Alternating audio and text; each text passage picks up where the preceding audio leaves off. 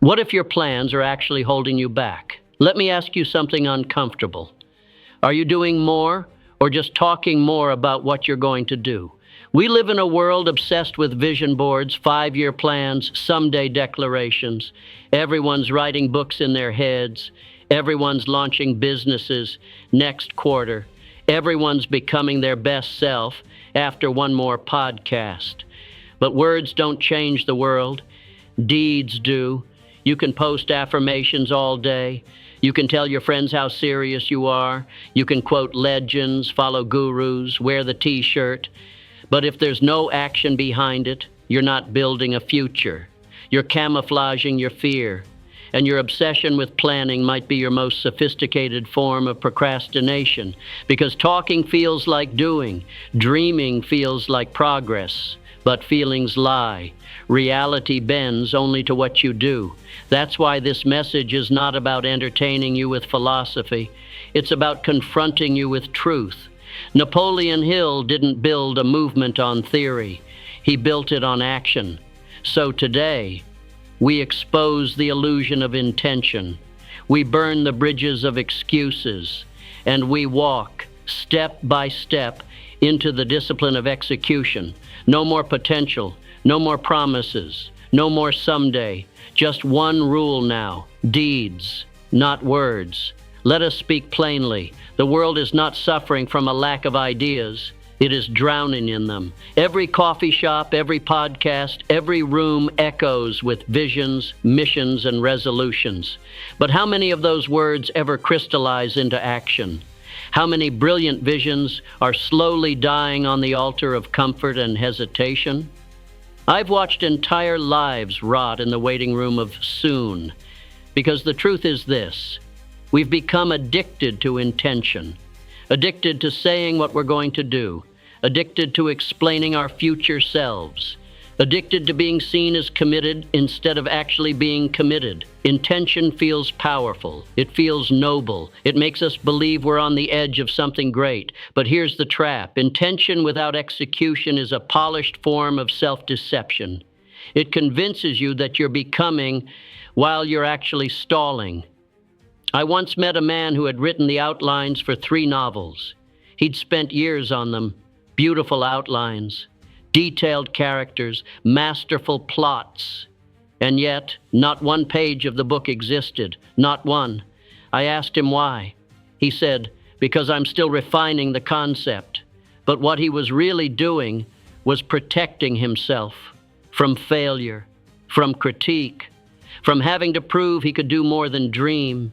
Intention had become his shield, and like many, it kept him comfortable but powerless. Words are easier than deeds. They're safer, cleaner. They allow us to control perception without confronting risk. When you speak your dreams, people praise you. When you write a plan, people applaud you. But when you execute, you expose yourself to reality, to feedback, to friction, to the chance that you might not be as good as you hope. And that's why most people stay in the realm of words. It's where the ego feels safe. But nothing great was ever built there. Not a company, not a legacy, not a life worth remembering. There's a strange satisfaction in preparing, setting up the perfect environment, researching more tools, making sure you feel ready.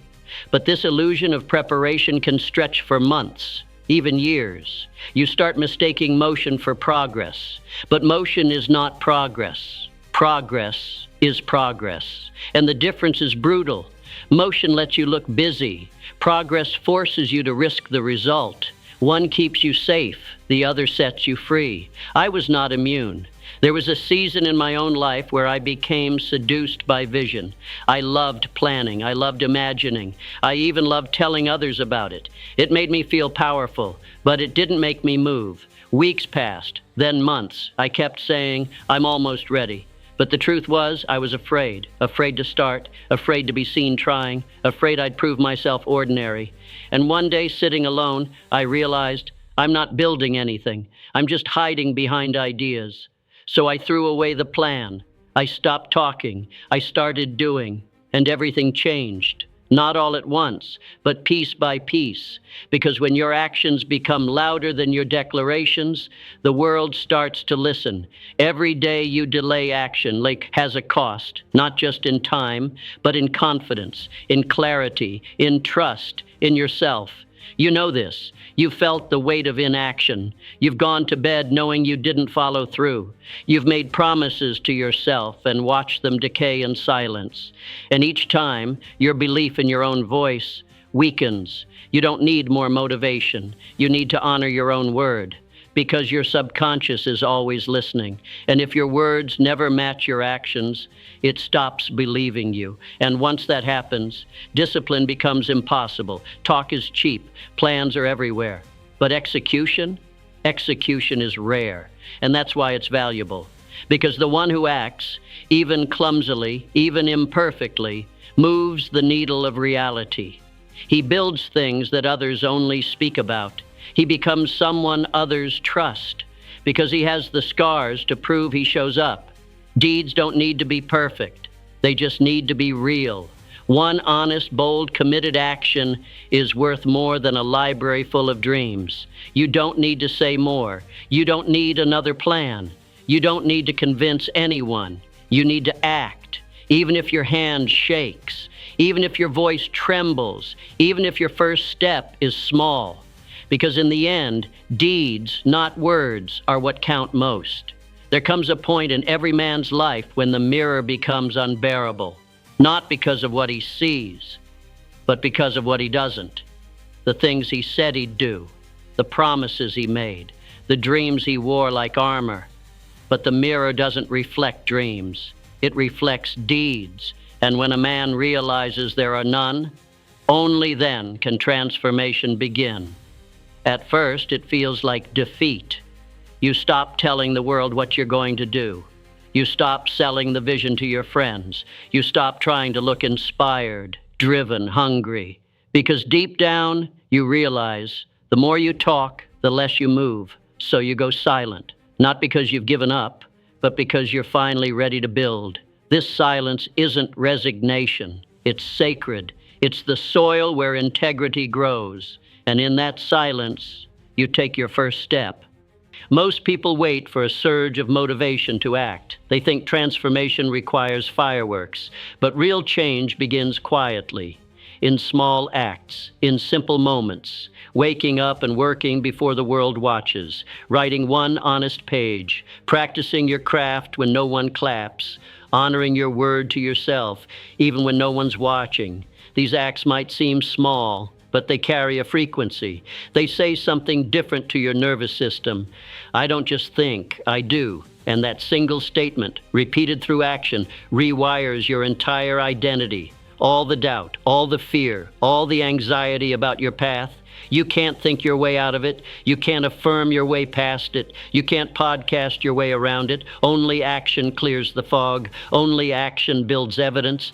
When you move, even if you're unsure, you gather proof, and proof becomes belief, and belief becomes power. There was once a man who dreamed of building a cathedral. He had sketches, blueprints, even a team of talented workers. But for 10 years, he never broke ground. He kept saying, "Not yet. I'm still perfecting the plan." And one day, the land was taken. Someone else built a monument there, smaller, simpler, but real. And the dreamer wept. Not because someone stole his vision, but because he realized he never acted.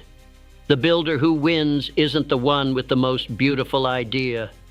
It's the one who picks up the stone and lays it, one block at a time, one painful, slow, deliberate action at a time.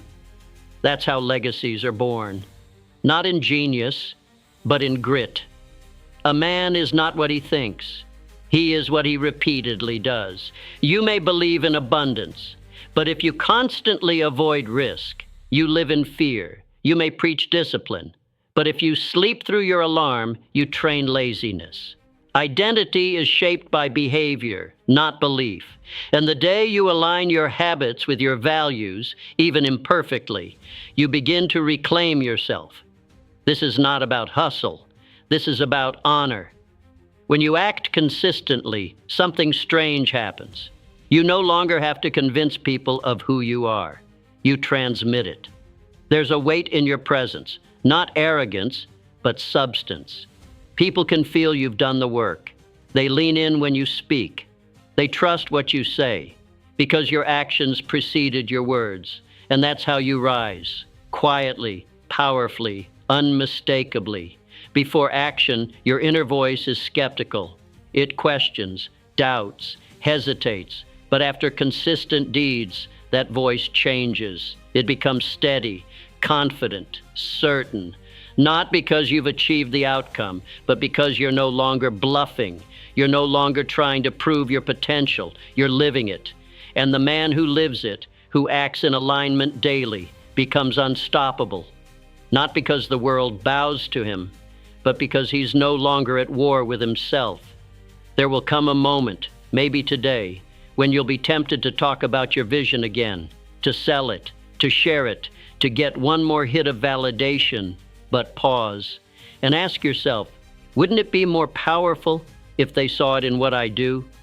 This is the turn, the hinge between potential and power, between wishful thinking and real transformation. It begins when you stop proving and start building, because in the end, and at every beginning, deeds, not words, are what count most. So you've seen the trap.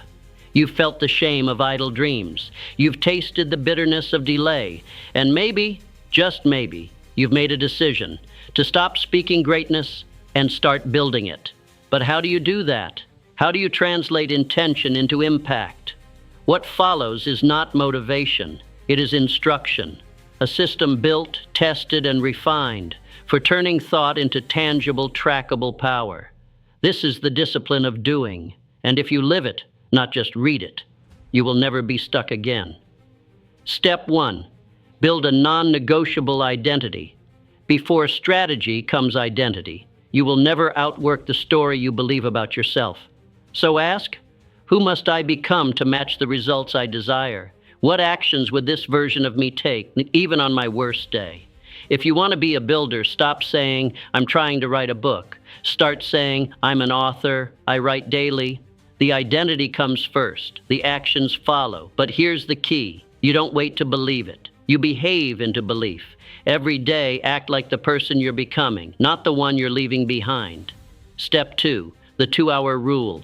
Your time is not your greatest asset. Your energy is. And most people spend the best of it reacting, emails, notifications, opinions, emergencies. But if you want to master results, adopt the 2-hour rule. For the first 2 hours of your day, create before you consume, build before you respond, advance your vision before serving everyone else's. These hours don't just move projects forward, they forge you into someone who commands his reality. Step 3, set the rule of 3. Focus is freedom. If you try to chase 10 dreams, you'll execute none. So define, in writing, the 3 things that matter most this season. The 3 actions you'll take weekly for each. The 1 non-negotiable for today. Do less, but finish more. The man who builds empires is not the one doing everything. It's the one doing the right things relentlessly.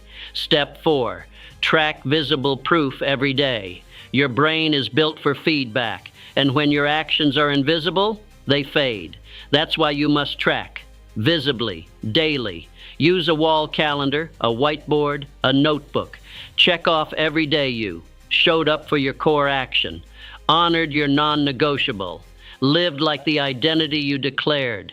This proof accumulates. It creates momentum, and momentum creates self-trust.